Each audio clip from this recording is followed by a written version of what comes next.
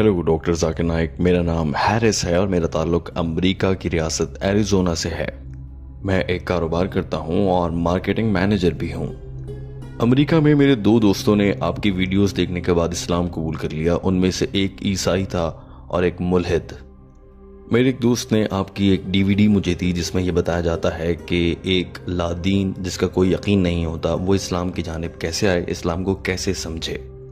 मैंने वो डीवीडी देखी लेकिन उसने मेरे सवालों का जवाब नहीं दिया, जबकि आपके सवालों के अक्सर जवाबात मिल जाते हैं और बहुत से लोगों से मैंने पूछा मगर मेरे सवालों का जवाब नहीं मिला। मैंने बहुत से ज़हीन लोगों से भी ये सवाल किया मगर आज तक मुझे इत्मीनान बख्श जवाब नहीं मिला। मैंने यूट्यूब पर अब तक जितने भी उलमा को सुना है उनमें से आप मुझे सबसे अच्छे लगते हैं। आप सबसे ज़्यादा अच्छी बात, समझ में आने वाली बात करते हैं और उसूल की बात करते हैं। और मेरे ख्याल से मेरा सवाल बहुत अहम है क्योंकि आज तक मुझे मेरे सवाल के जवाब नहीं मिला है। मेरे सवाल के दो हिस्से हैं, आप इसे एक सिक्के के दो रुख कह सकते हैं। पहला सवाल ये है कि अल्लाह ताला ने ये पूरी दुनिया बनाई है। कुरान पाक बताता है कि अल्लाह ने ये दुनिया कैसे बनाई। कुरान कहता है कि अल्लाह ने बहुत से दिन इस्तेमाल किए, पहाड़ बनाए और इंसान के लिए एक आजमाइश के तौर पर उसको दुनिया में भेजा। मेरा सवाल ये है कि जब अल्लाह ताला ने ये दुनिया बनाने का सोचा, दुनिया बनाने से पहले, यहाँ तक कि जब अल्लाह ने इस सारे ये मंसूबाबंदी की थी कि वो एक दुनिया बनाएंगे, नबी सल्लल्लाहु अलैहि वसल्लम को भेजेंगे, उस वक्त भी अल्लाह ताला को मालूम था, क्योंकि अल्लाह ताला सब कुछ जानते हैं, अल्लाह को मालूम था कि इस दुनिया में आखिर में ऐसे लोग आएंगे जो उनको मायूस करेंगे, वो दुनिया में बुरे काम करेंगे। अल्लाह को मालूम था कि वो बुरा काम करने वाले लोग जहन्नुम में जाएंगे, उनको आग में जलाया जाएगा। जब अल्लाह को पता था कि इस सारे का नतीजा अच्छा नहीं है, दुनिया में जराइम होंगे, गुनाह होंगे, अल्लाह ताला के पास खुदाई इल्म है, अल्लाह को मालूम था कि दुनिया में ये सब कुछ होगा, तो फिर अल्लाह ने ये दुनिया क्यों बनाई? जिन लोगों को जहन्नुम में डालना है, उन्होंने दुनिया में फसाद बर्पा करना था, तो अल्लाह ने क्यों दुनिया बनाई? तो मेरा पहला सवाल ये है कि अल्लाह ताला ऐसा कैसे कर सकते हैं जब उनको मालूम है कि दुनिया ने खराब होना है, तो वो दुनिया को क्यों बना रहे हैं जब उनको मालूम भी है? और मेरे सवाल का दूसरा हिस्सा, जिसे आप सिक्के का दूसरा रुख भी कह सकते हैं, कि अगर मैं मान भी लूं कि अल्लाह सबसे बड़ा है, अल्लाह ने ही ये दुनिया बनाई और सब कुछ, तो कुरान पाक में जैसा कि अल्लाह ताला फरमाते हैं कि ये सब मेरे लिए बहुत आसान है दुनिया बनाना, तो अल्लाह ताला कुरान पाक में ही इस बात पर जोर क्यों दे रहा है कि पहाड़ों को देखो, नदियों को देखो, दुनिया को देखो, इलेक्ट्रॉन प्रोटॉन को देखो, मैंने ये सब कितना अच्छा बनाया है। अल्लाह को तारीफ क्यों चाहिए जब अल्लाह ताला के लिए ये सब कुछ करना बहुत आसान था? जैसे कि कुरान पाक में है कुन फयाकुन, अल्लाह कहता है हो जा तो वो हो जाता है। अल्लाह के लिए इतना आसान है, तो अल्लाह ताला हमसे अपनी तारीफ क्यों सुनना चाह रहे हैं? हमारे इस भाई ने बहुत अच्छा सवाल किया है, बल्कि दिमाग को झंझोड़ देने वाला सवाल किया है। और इन्होंने मेरी यूट्यूब पर बहुत सी वीडियोस भी देखी हैं जो कि मुल्हिद लोगों से मुताल्लिक होती हैं, लिहाजा एक दो सवाल इनके रह गए हैं, उनका मैं आज जवाब दे देता हूँ। भाई ने सवाल किया है कि अल्लाह ताला को सब कुछ मालूम है, लेकिन जब अल्लाह ने ये दुनिया बनाई और अल्लाह को ये भी मालूम था कि लोग जहन्नुम में जाएंगे, तो उस वक्त अल्लाह ताला ने, अल्लाह ताला इसे रोक सकते थे।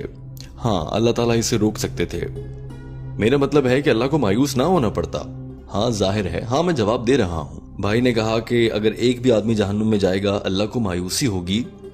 इनके सवाल की जानिब आते हैं, मैं इसका जवाब देता हूँ। मैंने एक स्कूल बनाया, शायद आपने उसके बारे में सुना हो, इस्लामिक इंटरनेशनल स्कूल। तो मिसाल के तौर पर अगर एक उस्ताद बच्चों से इम्तिहान ले रहा है और रियाजी यानी हिसाब का पर्चा है, उसमें वो पूछता है कि 2 + 2 कितने होते हैं और बच्चा उसमें 5 लिख देता है, तो क्या आपके ख्याल से एग्जाम्स के बाद, इम्तिहान के बाद तो टीचर उसको बता सकता है कि 2 + 2 5 नहीं 4 होते हैं, लेकिन इम्तिहान के बीच में तो उसको नहीं बता सकता कि 2 + 2 4 होते हैं, तुम गलत लिख रहे हो। इम्तिहान के बीच में तो नहीं बताया जा सकता। अगर टीचर के पास ये ऑप्शन होगा, नहीं, आप मेरी बात को समझे नहीं है। तो मेरा आपसे ये सवाल है कि अगर टीचर ऐसा करता है तो बाकी तालिब इल्म क्या समझेंगे? उनके साथ क्या हुआ? नाइंसाफी हुई। नाइंसाफी हुई। तो अब हमारा भाई ये कह रहा है कि अल्लाह ताला वो चीजें बना सकते हैं जो किसी सूरत गलतियां ना करें। तो अल्लाह ताला ने ऐसा किया है। अल्लाह ने फरिश्ते बना दिए और वो कभी भी अल्लाह के किसी हुक्म के खिलाफ नहीं जाते। लेकिन बनी नौ इंसान को तो अल्लाह ने फरिश्तों से भी बेहतर मखलूक बनाया है। अगर आपने मेरी कैसेट सुनी हो, और अगर नहीं सुनी तो मैं आपको अभी बता देता हूँ कि फरिश्ते अल्लाह की मखलूक हैं, लेकिन सबसे बेहतर मखलूक नहीं है। अल्लाह ने इंसान बनाए और उनको आज़ाद छोड़ दिया कि वो अल्लाह के अहकामात की खिलाफ वर्जी भी कर सकते हैं और उसके हुक्म पर अमल भी कर सकते हैं। तो अगर अल्लाह ने आपको इंसान बना दिया है, तो अगर आप अल्लाह के हुक्म पर अमल कर लेते हैं तो आप जन्नत में जाएंगे, اور اگر آپ اللہ کے احکامات کی خلاف ورزی کرتے ہیں تو پھر آپ جہنم میں جائیں گے۔ لیکن فرشتوں کے ساتھ ایسا نہیں ہوگا، کیونکہ انہیں تو یہ اختیار ہی نہیں دیا گیا، انہیں وہ آزادی دی ہی نہیں گئی جو انسانوں کو دی گئی ہے۔ تو اللہ نے ایک ایسی مخلوق بنائی ہے انسان کی صورت میں جو کہ آزاد ہے کچھ بھی کرنے کو۔ خدا کی بنائی گئی تخلیق میں مسئلہ نہیں ہے، اللہ سے غلطی نہیں ہوئی ہے۔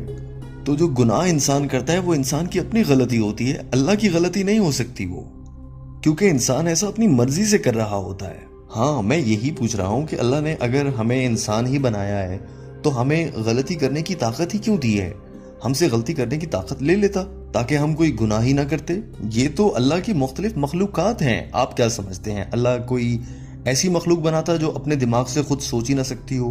انسانوں کو تو سوچنے کو دماغ دیا گیا ہے۔ میں آپ کو یہ بتا رہا ہوں کہ آپ جو غلطیوں سے پاک مخلوق ڈھونڈ رہے ہیں اس کے لیے اللہ نے فرشتے بنا دیے ہیں۔ تو میں آپ سے یہ پوچھ رہا ہوں کہ کیا اچھا ہے ایک فرشتہ اللہ کی عبادت کرے یا اس کے احکامات کو مانے جبکہ اس کے پاس گناہ کرنے کی طاقت ہی نہیں ہے، اور دوسری طرف ایک انسان جس کے پاس نیکی کرنے کی بھی طاقت ہے اور گناہ کرنے کی بھی، جب وہ انسان اللہ کی عبادت کرے یا فرشتہ کرے، ان میں سے بہتر کون ہے؟ ہاں، میرے لیے تو اگر مجھے ایک دوسرا موقع ملتا ہے زندگی کا تو میں تو فرشتہ بننا چاہوں گا۔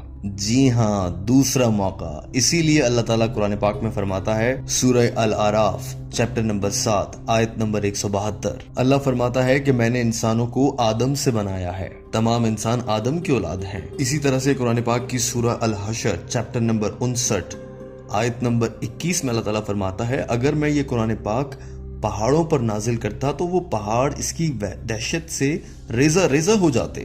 اسی طرح سے قرآن پاک میں اللہ تعالیٰ فرماتا ہے سورہ الاصحاب چیپٹر نمبر 33 آیت نمبر 72 میں کہ یہ انسان تھے جنہوں نے منتخب کیا کہ انہیں انسان بنایا جائے۔ آپ اور میں، ہم انسان بے وقوف تھے کہ ہم نے خود سے کہا کہ ہمیں انسان بننا ہے۔ لیکن یہاں پر میرا یہ سوال ہے کہ مجھ سے تو کسی نے نہیں پوچھا۔ آدم سے پوچھ لیا ہوگا اللہ تعالیٰ نے، مگر مجھ سے تو نہیں پوچھا۔ نہیں میرے بھائی، قرآن پاک کہتا ہے کہ ہر انسان سے پوچھا گیا ہے، اور ہماری یہ یادداشت جب ہم سے پوچھا گیا تھا وہ ہماری یادداشت ہمارے ذہن سے بھلا دی گئی ہے تاکہ وہ آزمائش برقرار رہے۔ اللہ تعالیٰ نے قرآن پاک میں فرمایا ہے کہ کیا تم انسان بننا چاہتے ہو؟ اگر انسان بنو گے تو تم ایک بڑی اور اچھی مخلوق کہلاؤ گے، اور اگر تم فرشتے بنو گے تو تم ایک چھوٹی مخلوق کہلاؤ گے۔ اگر آپ انسان نہیں بننا چاہتے تو مت بنیے، یہ قرآن پاک میں کہا گیا ہے۔ جی ہاں، یہی تو میرا آرگومنٹ ہے۔ پلیز مجھے اپنی بات مکمل کرنے دیں۔ اب آپ نے سوال پوچھا ہے تو مجھے جواب تو دینے دیں۔ اگر آپ بیچ میں بولیں گے تو میں کیسے سمجھا پاؤں گا؟ تو میں یہ کہہ رہا تھا کہ اللہ تعالیٰ نے قرآن پاک میں فرمایا ہے کہ ہم یہ انسان بیوقوف تھے جنہوں نے کہا کہ ہمیں انسان بننا ہے۔ اب ہم انسان بنے ہیں تو ہماری آزمائش تو ہوگی، فرشتوں کی آزمائش نہیں ہوتی ہے۔ اگر آپ اپنی آزمائش میں اس دنیا میں کامیاب ہو جاتے ہیں تو آپ فرشتوں سے بھی بہتر ہوں گے، اور اگر آپ اللہ کی نافرمانی کریں گے تو آپ فرشتوں سے نچلے درجے کی مخلوق ہو جائیں گے۔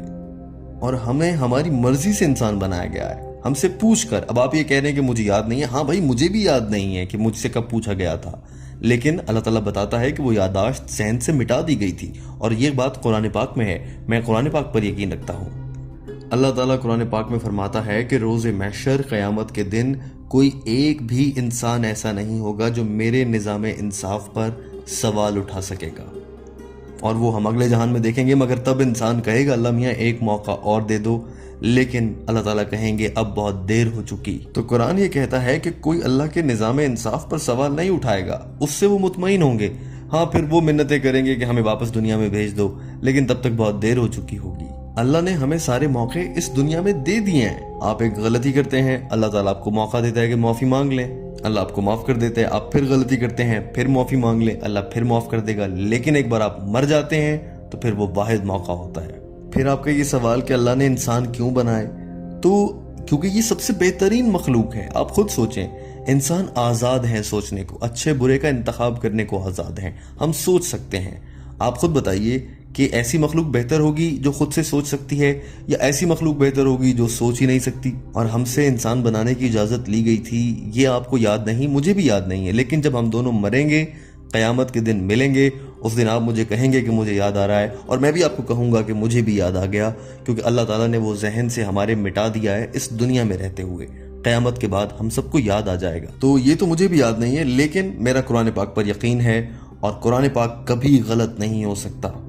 اور اگر آپ نے میرا وہ لیکچر سنا ہے جس میں میں نے کہا ہے، بتایا ہے کہ کس طرح سے قرآن پاک کا 80% حصہ بالکل سائنس سے مطابقت رکھتا ہے، باقی جو 20% ہے اس پر تنازع ہے، نہ وہ صحیح ہے نہ وہ غلط ہے، لیکن 80% بالکل ٹھیک ہے۔ تو میرا دماغ یہ کہتا ہے کہ جب کسی 100% میں سے 80% بات بالکل ٹھیک ہو، ثابت شدہ ہو، اور جو 20% ہے اس میں سے کچھ غلط ثابت نہ ہوا ہو، ہاں اس پر ڈیبیٹ جاری ہو، تو میرا دماغ یہ کہتا ہے کہ ہاں یہ 20% بھی ٹھیک ہوگا، اور اسی طرح سے قرآن پاک 100% بالکل ٹھیک کتاب ہے۔ میں ایک سائنسی سوچ رکھنے والا آدمی ہوں، میں ایک فلسفے کو سمجھنے والا آدمی ہوں۔